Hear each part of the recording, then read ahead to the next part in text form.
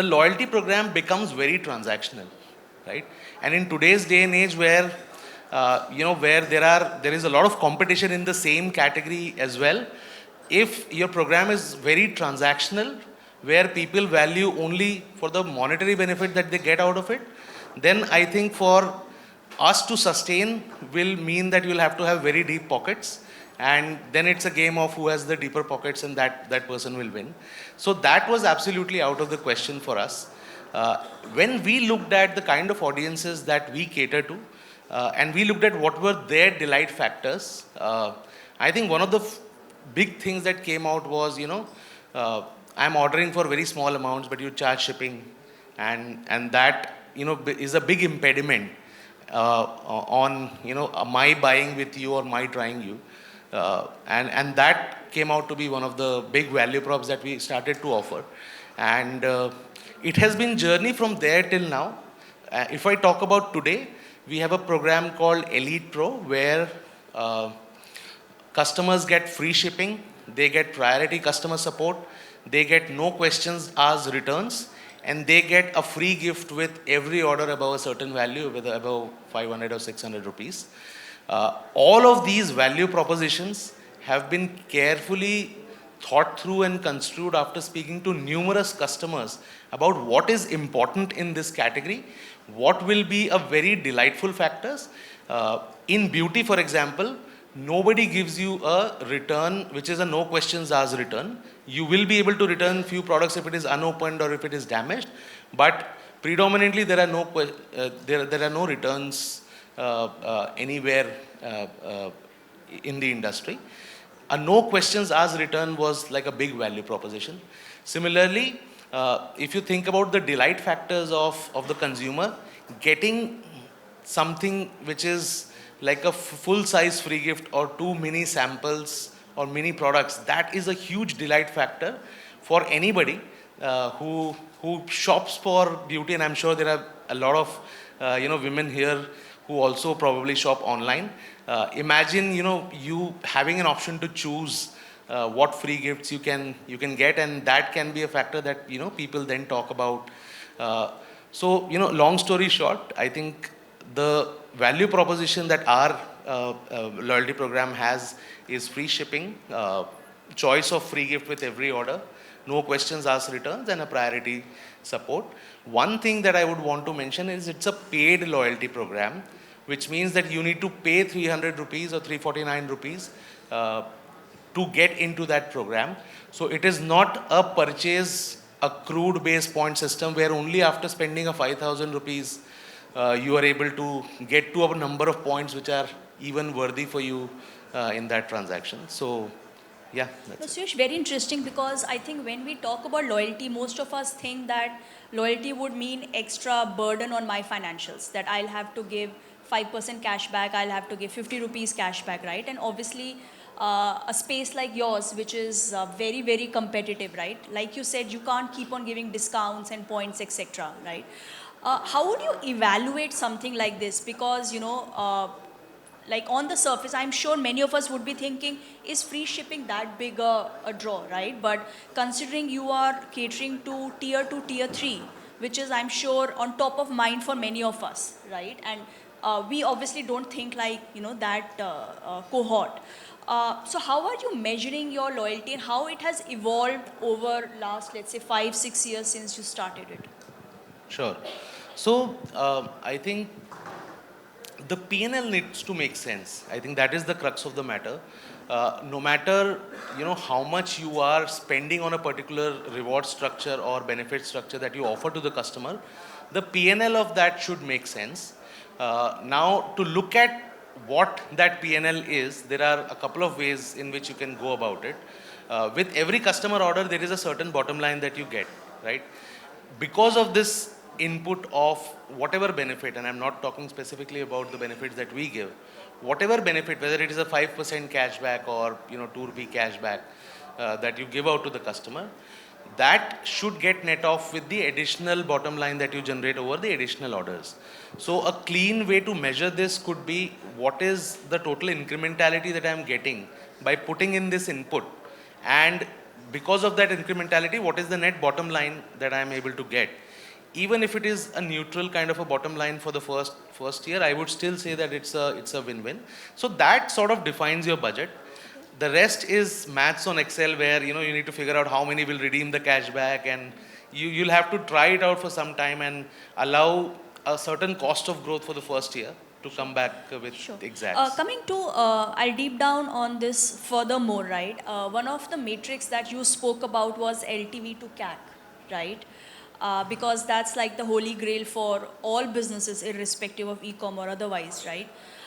What is your LTV to CAC, let's say, and you can just tell me your increment growth, not if you don't want to mention the exact number, of, let's say, people who have enrolled into loyalty versus somebody who hasn't enrolled?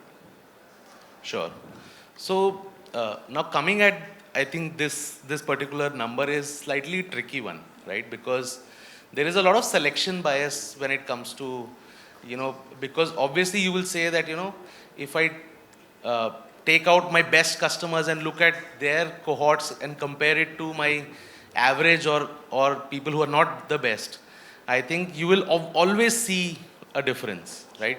So if I say, even without a loyalty program, if you say that anybody who has ordered 3 times or more, let's look at their cohorts versus somebody else's cohort. You will always have a selection bias.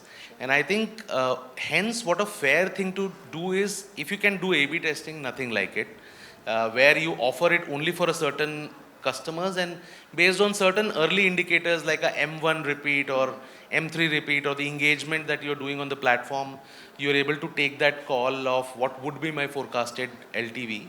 That is one way to sort of arrive at that. The other thing could be you compare it to a very like-to-like kind of an audience, where you say that, people who have placed X orders or more, if I compare that cohort versus this, how good is this performing? In general, these loyalty customers are giving us 2x better cohort than the regular customers. So which means if a regular customer orders 6 times in a year, these people orders 12 times in a year from us.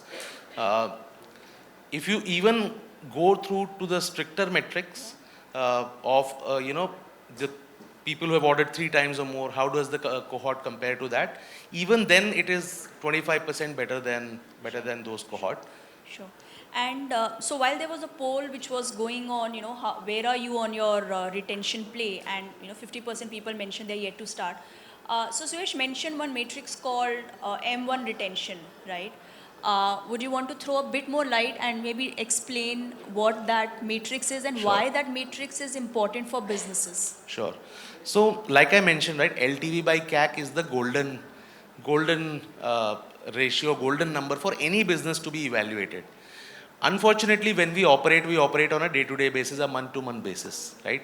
Now, LTV means how much bottom line you're earning from a customer over a course of 1 year. How are you going to take that call today? Because you're spending CAC today, which is the cost of acquiring of the customer. You're spending that today. How do you make sure that you're able to take that call, right?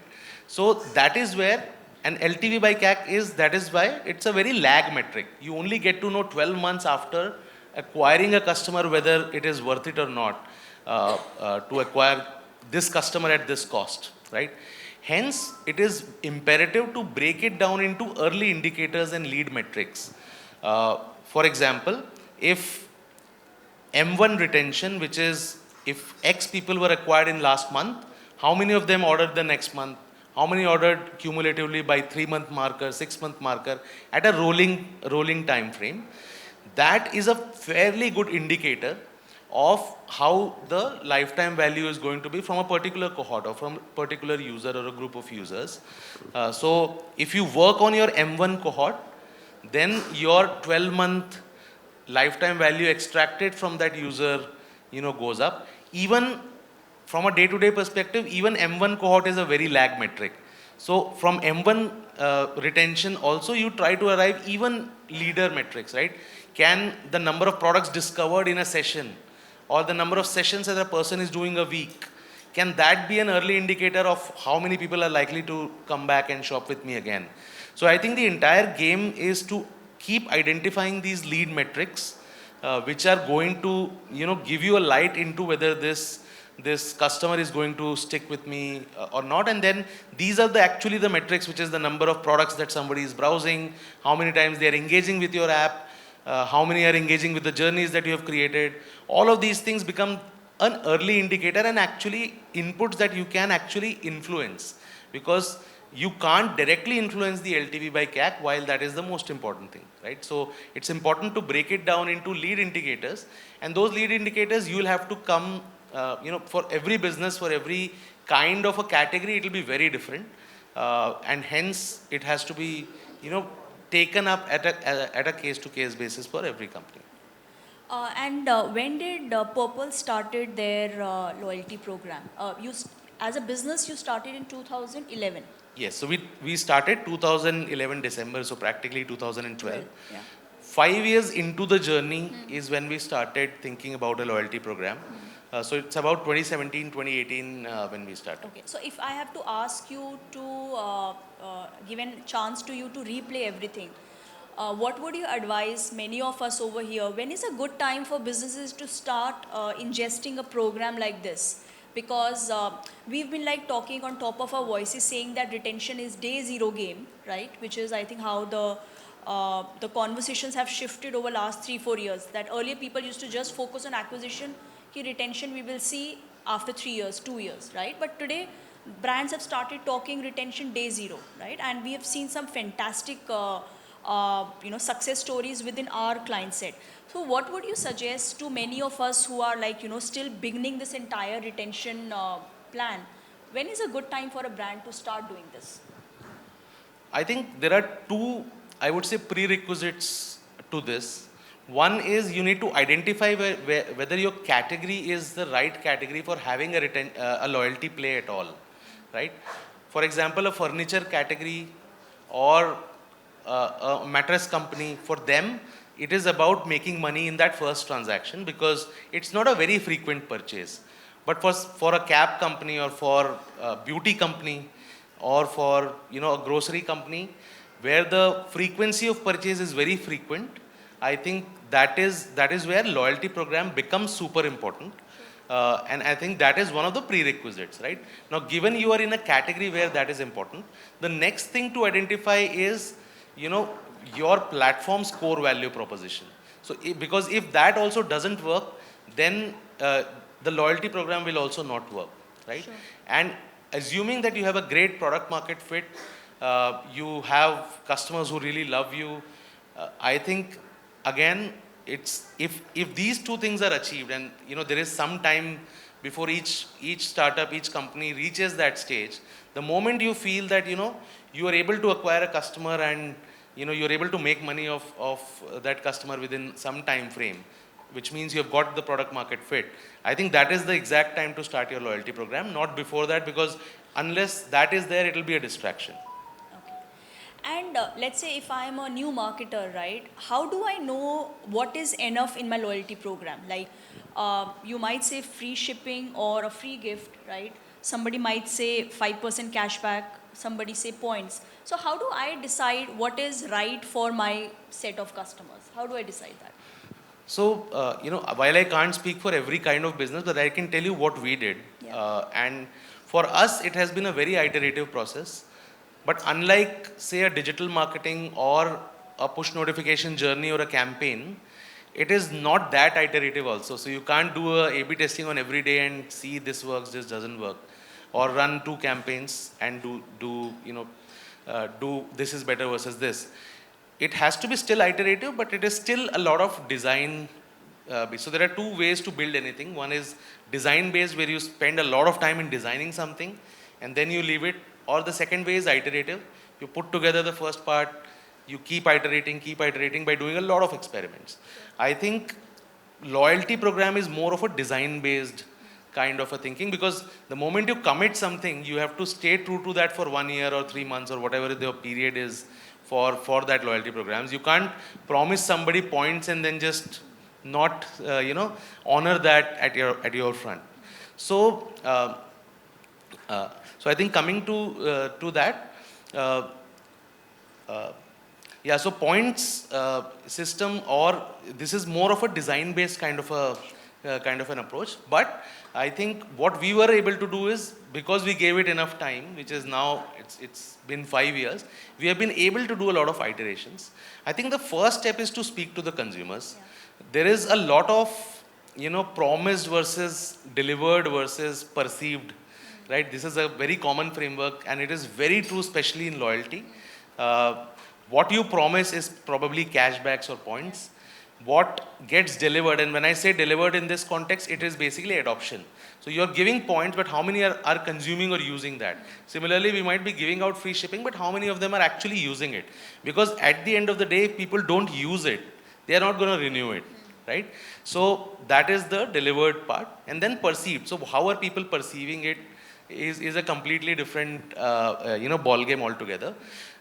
The most important thing is to speak to consumers, which are your core consumers, because the loyalty program is targeted towards one, your core consumers. So you would ideally want everybody of your core consumer to be a loyalty program member. And two, it is also targeted at people you are trying to acquire or are about to become loyal.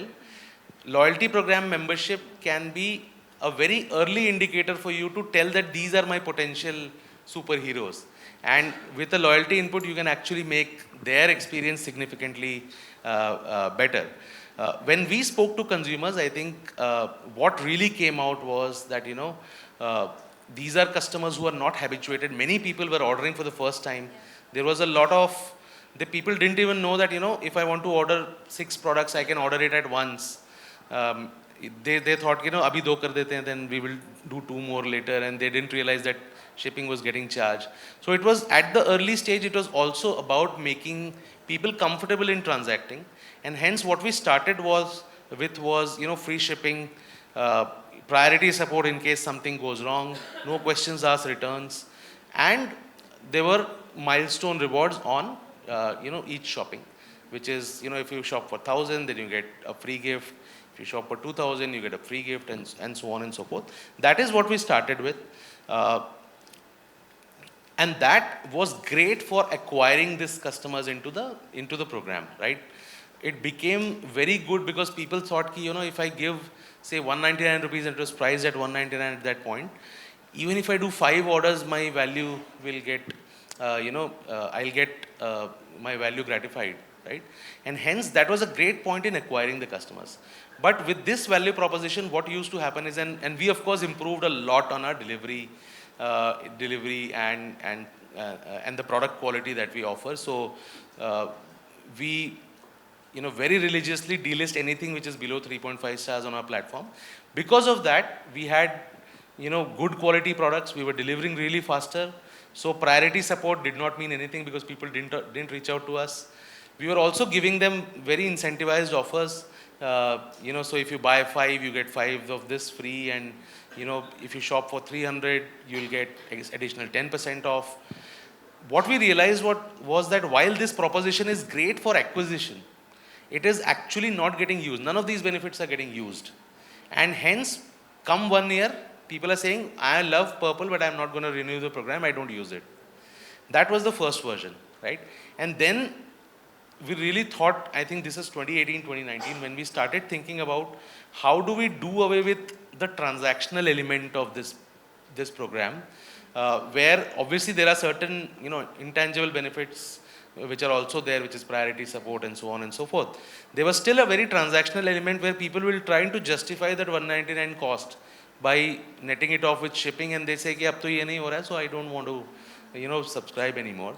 And hence, I think, again, a lot of consumer conversations, post which the insights that came out was that the delight factor was actually receiving, a lot of samples, free gifts, newer brands that they could try before actually investing a 400 rupee on purchasing that. And that is actually a win-win for everybody, because even our third-party brands, even our own brands want to do the sampling to these consumers, right? And if we are able to do it in a very delightful manner, where we give the choice of that to the consumer, we recommend samples based on their affinities and their profile. So it became a very delightful factor. And I think, a perfect program today, we believe that we've reached that stage after 5 years of operating, is where the cost of the program should make sense for people to get acquired, but the benefit should be such that people will use it. There is adoption in each benefit. If they don't consistently use those benefits, or if they don't perceivably get those benefits, then you might be giving those benefits, but if they don't perceive it, then people are not going to renew. And success of any loyalty program depends on, how much renewal you are doing. Otherwise, you'll be dependent on, again, very transactional measures to acquire the customer. And I think that is like a good happy mix that we have identified, where on joining the program, we give you a choice of a gift. Of course, these benefits remain because these are is essential for us to acquire new customers into the program, where, not having to worry about a shipping charge is a great way to get people into the program, and they also feel privileged that, my friends are paying, but I'm not paying. But yeah, I think the crux of the matter is to come up with these benefits which will help people feel special and delighted. No, I think it's interesting because many times we just feel that, throwing money on the table is the only way to acquire a customer or to bring her back. Yeah. But I think this, if you are giving these non-transactional benefit, and if that is creating delight, then obviously you are actually acquiring a very sticky kind of customer who's not only dependent, because today I'm giving 100 rupees, somebody else will give 150 and the user will walk away. Yeah. And just want to understand, when you talk about adoption, right? So you mentioned that you have something like shop for 1,000, get product of your choice, etc. While we can create a beautiful loyalty program or any program, right? How do you drive adoption? I think very good question. I think this is one of the things that the teams spend time most on operationally, because once you freeze these things, then it is about your execution capability on how well you are doing these things. I think very important is to understand the customer's life cycle and create like beautiful journeys for them, which are very relevant for them as well, right?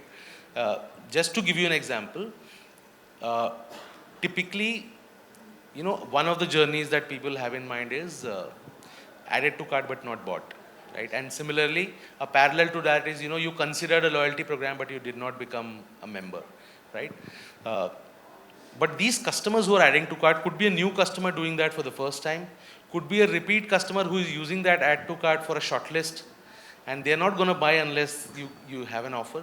And hence, understanding that customer, different kinds of customers and their interaction with your platform, and designing journeys based on that becomes super important.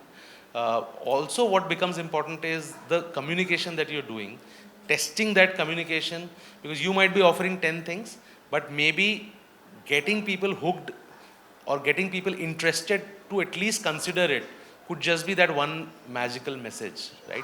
And hence, a lot of time has to be spent on how do you show that in the product, how do you create push notification journeys, communication journeys, what kind of messages that you're using. So people who don't know anything about the program, what are the 5 things I want to tell them about? Also test them so that, what works well is something that I'm doing continuously. For somebody who has considered but not yet bought, but done that for the first time, what do I do, right? So thinking about what are my customer cross sections and my customer segments, and then designing those journeys and UX flows on the product is, I think, the most key thing, and that is where you spend most of your time operationally. Another thing which I very, very strongly feel about is the hyper-personalized story, right? Because I think we as marketers realize that's the only way that you can, talk to your customers. So we do not normally only talk that this is the segment of users. Now I think we need to have that one-on-one conversation. Have you felt that loyalty program has helped you build that hyper-personalized communication? Absolutely. I think, one of the fallacies typically people do when, creating a journey is, suppose again, I'll take that example, added to cart but not bought. And typically what people do is, hey, your cart is missing you, why don't you come back? Good for new customers, because at least it acts as a reminder. And, in many cases, if it's a new app that you're trying out, suddenly a notification pops up, you get reminded, oh, was checking something interesting there. Good for new customers probably, but I think for repeat customers, for common users of your, I mean, constant users of your platform, I think what is more important is selling that product which is in the cart, and hence, messages based on the offer of that product, convincing videos about that product, alternatives to that product in the category. These kind of things become super important, rather than just reminding them 5 times, after that giving them a coupon. I think if you sell that product, then that is the best add to cart message that you can do. In a similar fashion, given that, our value proposition is choose your gift, and I'll take only that one as an example. I think my job is to, because I know the customer, what they're interested in, if I can romanticize the gifts which are in offer, and I can constantly have a new narrative every week, rather than repeating, you considered this, but you're not buying. Yeah. Same kind of a message. I think that does the trick. So as marketeers, we should not forget to be salesy. And I think that is supremely important.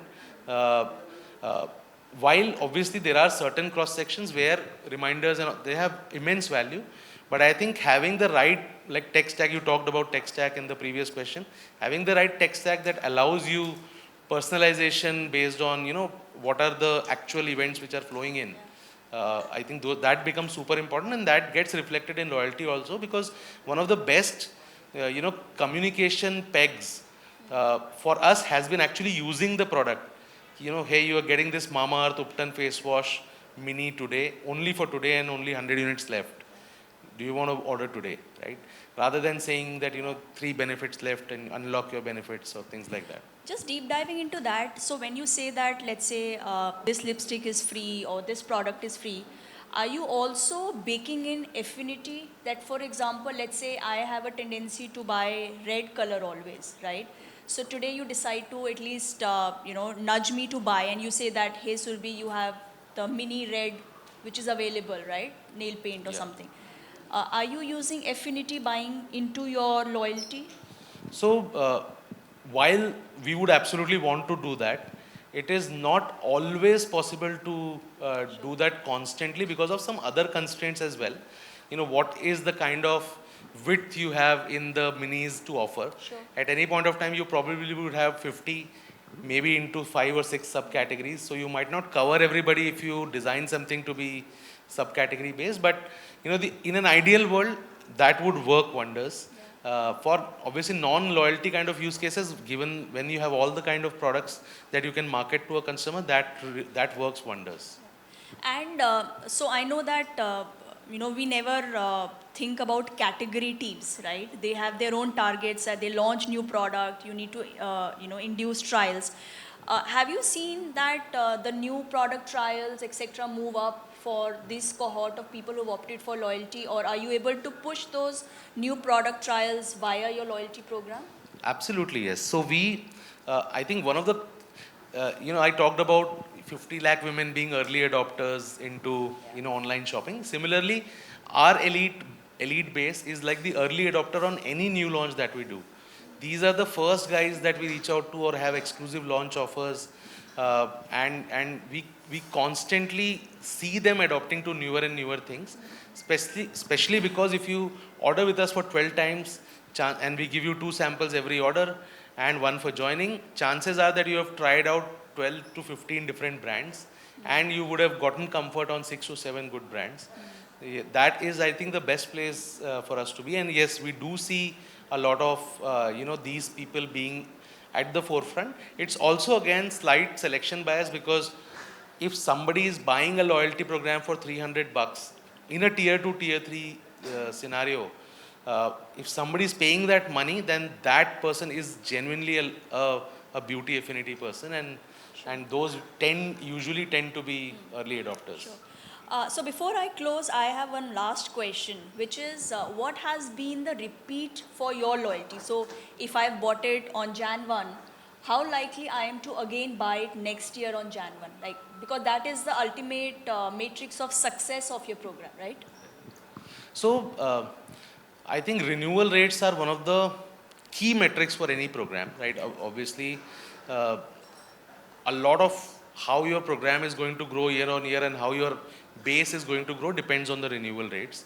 Again, how you define your renewal rates should depend on, how the usage of your product is. Yeah. So for an OTT platform, if you use an OTT platform every day, if on January 1st something gets expired, you will immediately, uh, again buy the subscription on January 2nd.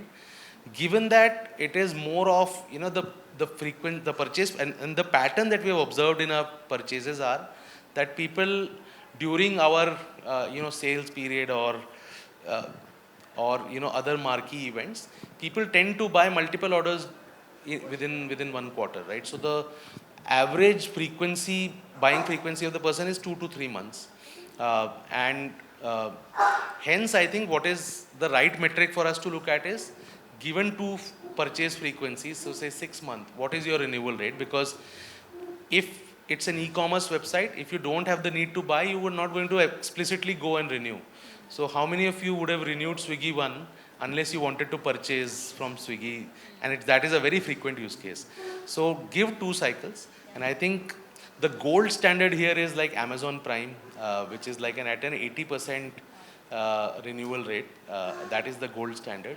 We are obviously not there, but I think we have one of the best in class kind of a renewal rate. I don't want to divulge into the exact details, but No worries. it is, slightly far from there, but not too far from there.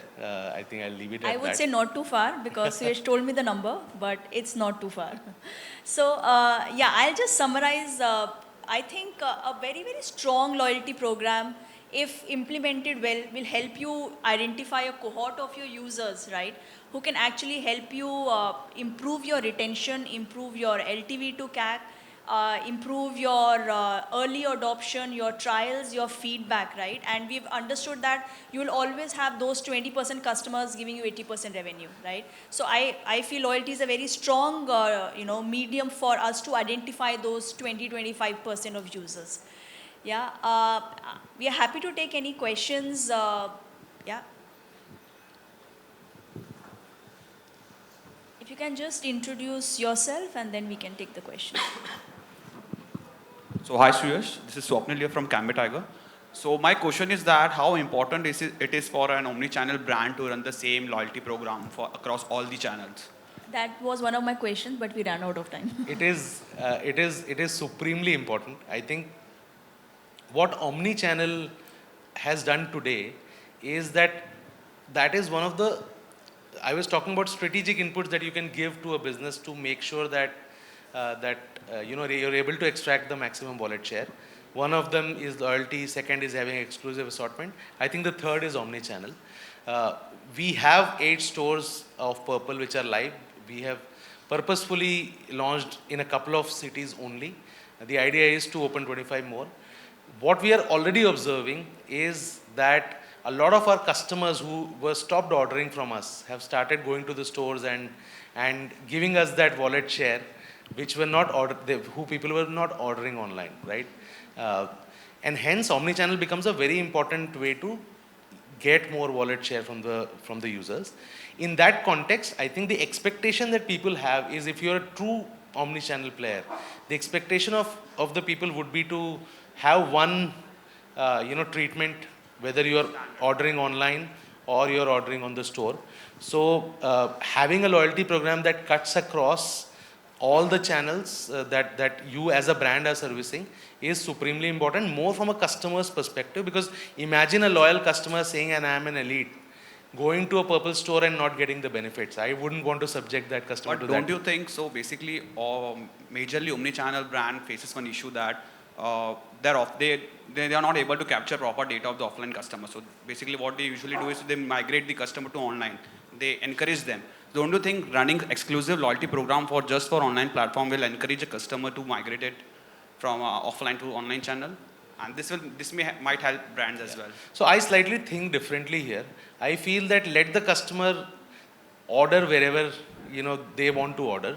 Obviously, there are things I can do to slightly induce a behavioral change in how they want to order. There are certain categories where the customers really want to buy offline, whether it is lipsticks or foundations. As a company, what we can do is make it easier for them to buy online. So by say having a try-on feature where over a live video you can do that. But I would not put any fences around the customer saying that, this is a one-way road, you can't come here. So I would rather think that, if the customer is wanting a certain benefit, then definitely you provide that wherever you can. If the customer is an anonymous customer in an offline setup, then loyalty doesn't even come in the picture. So the point there is entice the customer enough for them to be able to want to be part of that loyalty program, rather than putting fences on the customer ki, you have to give me a phone number. And No, that is when I agree on that, what Suyash is saying, because I think the idea that the brands today are running is that you need to have a consistent experience in the omni world, right? Because they should not feel that, there is a change in experience. And we see some of the successful brands doing that both online and offline. And I think that's what the endeavor is, not to break that experience. Okay, thank you so much. Yeah. Hi, Siddharth here. Thanks for, it was very insightful session, Suyash, Surbhi. I work with Neo Global. It's a fintech startup. We are also trying to launch a loyalty program. I have a very basic question. Want to understand difference between a loyalty program and a rewards program.